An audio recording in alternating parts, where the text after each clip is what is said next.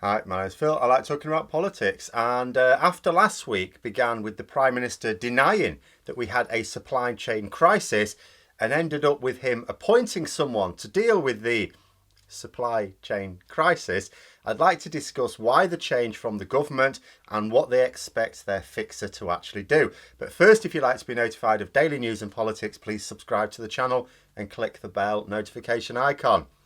So during the Conservative Party conference, Boris Johnson said that there was no crisis in our supply chain. There were a few issues which he put down to businesses being tight with wages, even though we don't actually have enough workers for where we have the vacancies, and that the government was going to do nothing about it. On Friday, he appointed Dave Lewis, the former chief executive of supermarket giant Tesco, to advise him on how to do something about it. Fix this supply chain crisis that apparently didn't exist a few days before. So a case of crisis, I see no crisis here, to, okay, we have a crisis, so I'm going to appoint someone to tell me what to do about it, all in the space of about 48 hours. So before we look at what Mr. Lewis can actually do to advise the government, what change in what caused this change in tone from the Prime Minister? There's potentially a couple of angles you could look at this. The first thing you could do is you might note that, the Conservative Party conference might have had something to do with it. It is entirely possible that Boris Johnson had intended to make this appointment for some time. In fact, given that he made the appointment on Friday, it's very likely he didn't just change his mind on Thursday. So it's likely to have been in the pipeline for a little while and delayed until after the conference, so he didn't have to admit to presiding over a failed state in front of his party faithful. His grand speech on Wednesday contained nothing about the various emergencies that he'd unleashed on us all, because he would then be invited to say what he was going to do about it. I doubt a speech that went along the lines of, well, this is bad and this is bad and the least said about this, the better, and I'm going to do nothing about it. Can't imagine that would have gone down terribly well. But the other thing to consider is the rapidly worsening situation for our supply chain. Just look at the reports coming out in the media now. Reports that 17% of adults in Britain were unable to buy essential food items in the previous week. 23% saying they couldn't get some non-essential items either. Now that will all be of concern. The shortages in the supermarket are getting worse. It started out with less of particular products. It's like, okay, they're running short of this. Then it was entire products missing from the shelves. But you'd be able to get something similar. Now it's changed into whole ranges of products being unavailable. You can still get food, but whole things on your shopping list. It's not a case of I usually get this type of thing, I'm going to have to get this other brand. No, it's like, that may have to disappear off my shopping list altogether now. The focus has often been on people being able to get their Christmas food in December, which isn't happening, by the way. That's no longer a matter of speculation. There are going to be a lot of people who are going to have to be very flexible with their Christmas food shopping this year. Nothing to avoid that now. Oh, and speaking of Christmas, I'm looking forward to a bit of a comparison here. Last December, the Daily Mail were hailing a Merry Brexmas. Keen to know what they'll think of their first Brexit Christmas this year. The Express seemed to have moved on from Johnson saving Christmas to dumping the responsibility on this Dave Lewis chap.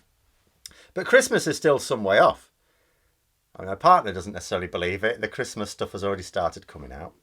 We've got the Christmas hand wash, the Christmas hot chocolate station. But generally speaking, Christmas is some way off. This emergency is not just about seasonal products. It's hitting us now. Keeping people distracted on a potential problem in 2 months' time doesn't work if people can't get the basics right now. And the government must know this. It's not going away. The general public may not realise yet, but these food shortages aren't going until the root causes are dealt with. The root causes are not being dealt with. Rishi Sunak recently said, there's no magic wand I can wave here. It's like someone else said, we could rejoin the single market. 8 million adults not being able to get essential food items is a problem. That's 8 million adults. That was what was in the report. Add on to that the children they have, And that's a hefty proportion of the general population. Then consider that the cost of the food they can get is going up. The cost of energy has risen substantially and is set to have doubled come April. Petrol is still in short supply in parts of the south and the southeast of England. Possibility of electricity blackouts this winter, for which the Daily Mail are already getting ready to blame France. Then there's the potential problems with winter weather. Now, I talked about this in the first video today. If the winter weather hits, lorries will be making much slower journeys. That means that if this happens before Christmas, we'll be getting another perfect storm of hampering the already not enough lorry drivers at just the time of year when businesses will be having much greater demands of them. But there's another problem someone pointed out and I'd forgotten about. See, despite what government ministers are saying, the problem isn't just that wages need to be higher. There aren't enough drivers in this country doing this work. Even with the higher wages on offer, all that's actually done is to shift the drivers from some employers to others. It's created gaps. There are some who cannot afford those higher wages. Even, so, and I don't just mean smaller businesses either, but councils, local councils. Right now, we've already heard over summer about some services having to be suspended for refuse collection. That's the thin end of the wedge. Councils are struggling to get drivers on standby for gritting. Now, if the roads can't be gritted because there aren't the drivers to do it, then what are lorries going to do? They're going nowhere, are they? This will be a crisis. This will also be a problem that surely Boris Johnson will be warned about. Now, we do not know if bad winter weather is going to strike before Christmas or not. If it does. Then there's the problems of school canteens. Now, I talked in August about how they were being encouraged to stock up on food, long life, particularly long shelf life food, as they'd be threatened with irregular deliveries. The problem was that they might be expecting delivery of a certain amount of food that just didn't turn up, and they may not be told about it until the day itself or the day before. So no time to make alternative arrangements, if indeed any were possible. Well, the warning is going out again, but a bit louder, pitched up a bit. It's now expected that school canteens are going to run out of basic foods like bread and so on, and fruit and veg. They are being told to stock up on long life stuff, so that basically means cans. You've only got so much room in the freezer. So that basically means cans, to make sure you've actually got some food available. So there's going to come a time when it's going to be like canned and frozen, and that's it. And having kids go hungry hasn't done Johnson any good so far. He keeps talking, about cunning ways he's got to try and starve them. His universal credit cut, the latest example, but it hasn't worked for him so far. Then we come on to a tricky one. It's actually a bit tricky. I'm a bit nervous about talking about this. See, last year when the first lockdown came into effect, we saw shortages in supermarkets too. Different reason then. We were told that it wasn't panic buying as such, but just the fact that people were suddenly not eating out for lunch. So they've been told to work from home, or if they couldn't work from home, just go home on furlough. So if they weren't an essential worker, so they needed to get more food in for their home from the grocery shop. Okay, I can accept that logic. People, of course, needed more groceries to make their own lunches, and that this would put more demand on supermarkets. We were told there was no issue with supply. It was just, supermarkets had to react, and they did do. Also, restaurants closing would do something similar in terms of tea, dinner, if you're from the south. But people ramming 100 toilet rolls into their trolley, that wasn't because they were working from home now, was it? That was panic buying. Stripped the shelves bare, couldn't see a bog roll in sight. People had this weird thing about not running out, even though most people probably have about a 2-month supply at normal times at home. So imagine my concern. In fact, my partner was one of those who wanted to get a load of extra toilet rolls in. And imagine so I went in this morning to say to her, Sarah, I've seen some news. Don't panic here. There might be a risk to toilet paper production quite soon. Basically, it may have to be restricted because of energy costs. Now, if this gets the national media treatment, we may end up with another bout of panic buying. For example, the petrol shortages that we had, I reckon, were down to the Sun newspaper. I said at the time, they had this huge headline that the country was running empty. We weren't. It was just the south of England, and not even the whole of the south of England. But the panic spread across the whole country until, It came back under control for most of the country, still not all of it. Well, imagine the sun running with a threat to toilet paper production. See the same result, I think. Only unlike last year, when it was pure panic buying and nothing to do with the supply, and as soon as the people who'd panic bought it had like a room full of toilet paper and they were buying less in a few weeks' time and it sorted itself out, this time there will be an issue with supply as well.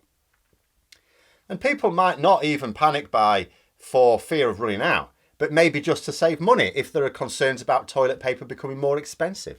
And it is the sort of thing you can get a 2 years supply and it'll last 2 years. It doesn't go off like, food.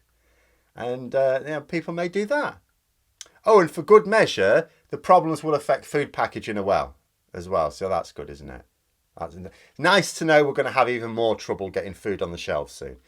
In fact, there's a whole host of products affected by it. But I'll link the article below for you to read yourself, and I would encourage you to read it yourself. So lots of bad news in the media is what I'm saying for Boris Johnson to deal with, because that's what he cares about. He doesn't care about what the crisis is doing. He just cares about the headlines. Hence the appointment. So what is this supply chain guru supposed to do about it? That's the question for me, because I've no doubt that Lewis's advice will be to drop the Brexit bollocks and start being practical. In some form, that will be his advice. Not sure Johnson will want to hear that. And I'm quite sure the swivel-eyed loons in control of the party won't. His remit is apparently to identify the causes of current blockages and preempting future ones. Fine. But Brexit is all or part of the cause of every single one. There are some that were started off by a non-Brexit issue, but Brexit prevented solutions being implemented. We can see this because some of the non-Brexit issues are also evident in other countries in Europe. But those other countries in Europe are not having the shortages on the shelves. They're not having the punch-ups on the petrol forecourts. They're not having the massively increasing cost of energy. They're not talking about threats to their toilet paper supplies. And some of them are just down to Brexit, and that's all there is to it. The solution, therefore, has to be to ease off on Brexit. Not what Boris Johnson will want to hear. So does Johnson expect a magic wand to be produced? Or is he doing this as a PR exercise because he's seen the polling that I talked about that suggests a clear majority of the population expect him to deal with the issue? And he's thought to himself, right, I know I've said I'm not going to do anything, but maybe I'd better look like I am doing something. I'll appoint someone. But there we are. Those are my thoughts. Let me know yours in the comments below. I hope you found the video interesting. If you did, don't forget to click the like button. If you'd like to support the channel further, please also click the Patreon link for details. And until next time, I'll see you later.